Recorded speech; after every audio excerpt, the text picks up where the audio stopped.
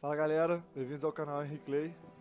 Dessa vez eu quis fazer uma releitura meio cartunesca de um personagem que é, na minha opinião, muito subestimado na minha saga favorita, que é O Senhor dos Anéis. E a ideia de eu querer falar dele é porque, na minha visão, isso mudou muito depois que eu tive uma conversa com um grande amigo meu. E desde então eu tentei aprofundar cada vez mais essa teoria, e é isso que eu vou compartilhar com vocês. Pra quem já viu o filme pelo menos uma vez, eu acredito que a primeira impressão que a gente tem, pelo menos foi a que eu tive, é que o Boromir, ele é o antagonista da história. Ele é o cara que mostra mais fraqueza, ele tem esse lado mais mesquinho dos humanos, e isso mostra o quanto eles são frágeis e corruptíveis. E se eu puder falar, eu acho que essa é uma das falhas da trilogia, porque eles gravaram uma cena que é extremamente importante para você entender o contexto da história do Boromir, mas essa cena foi cortada na edição final, então ela fica só na versão estendida. Mas essa cena é muito interessante. Essa cena tá no segundo filme, que é o As Duas Torres, e ela começa quando o Faramir descobre que o irmão dele tá morto. E aí ele lembra dos tempos em que o Boromir era o capitão do exército de Gondor e eles conseguem reconquistar os Giliath. E nessa cena você vê como o relacionamento do Boromir se aprofunda com o seu irmão e com o seu povo. O Boromir é um líder nato e ele ama aquele país com todo o coração dele.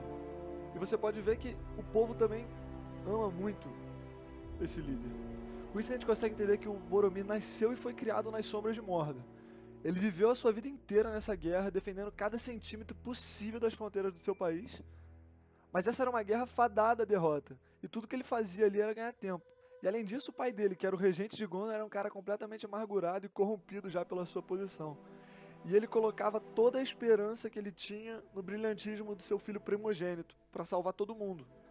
Então dá pra gente entender muito bem que o Boromir está desesperado para salvar aquele povo. E nesse desespero é que ele sai em direção e vai pro Conselho de Elrond em busca de ajuda. E desesperado, quando ele chega lá, a primeira coisa que ele encontra, na verdade, é que uma joia é apresentada e não é qualquer joia, é simplesmente a arma do inimigo dele. Nesse desespero, o Boromir chega e fala: Cara, vamos usar essa arma, que é a arma do meu inimigo, contra ele. É a única forma de eu conseguir salvar meu povo. Só que aí vem a reviravolta. Ele, na hora que ele fala isso, ele é cortado pelo personagem mais importante na narrativa do Boromir, que é o Aragorn, que é o herdeiro de Isildur e ele é o dono legítimo do trono do próprio país dele.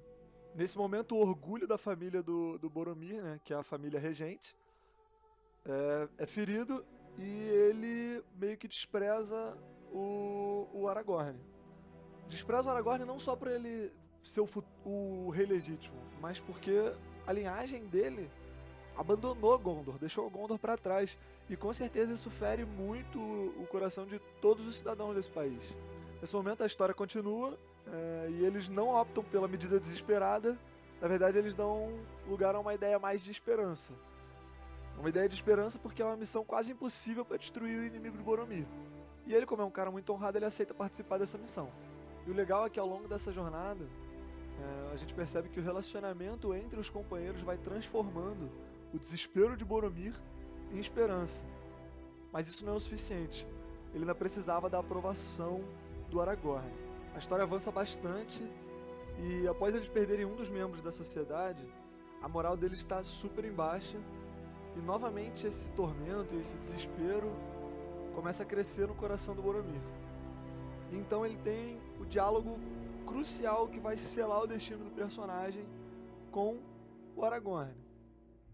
Nesse diálogo, ele começa falando da sua própria falta de esperança, que é algo que fica muito claro, e praticamente ele pede para que o Aragorn retorne para Gondor, assuma o seu papel como rei e salve o seu povo, cumprindo seu destino.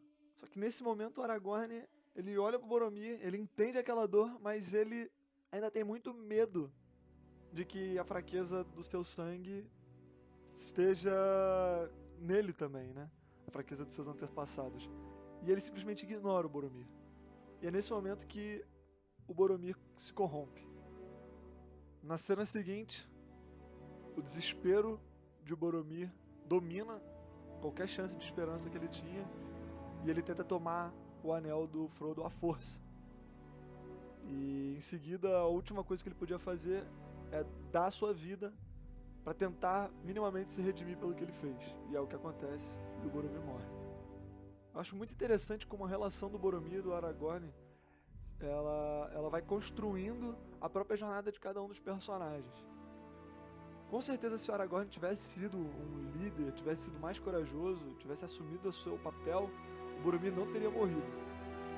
E em contraponto, pelo fato do Boromir sucumbir ali na frente dele e eles terem aquele diálogo, é nesse momento que o Aragorn aceita que ele tem que voltar e aceita o papel dele nessa história.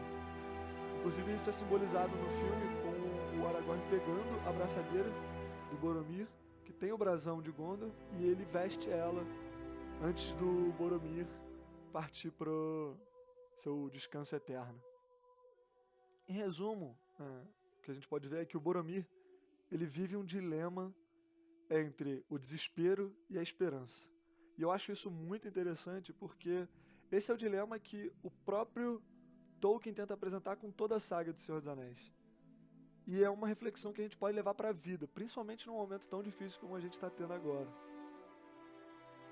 A missão pode parecer impossível, mas não tem um jeito fácil da gente resolver. A gente tem que ter esperança e ter coragem para fazer o que é certo. E esse é o dilema do Boromir que eu queria apresentar para vocês e que eu acho que constrói muito para o Senhor dos Anéis ser o que é, né? E é por isso que, de longe, essa é a minha saga favorita. Se vocês chegaram até aqui, muito obrigado. Considere deixar um like e se inscrever no canal. Do mais, um grande abraço, fiquem em paz e se cuidem.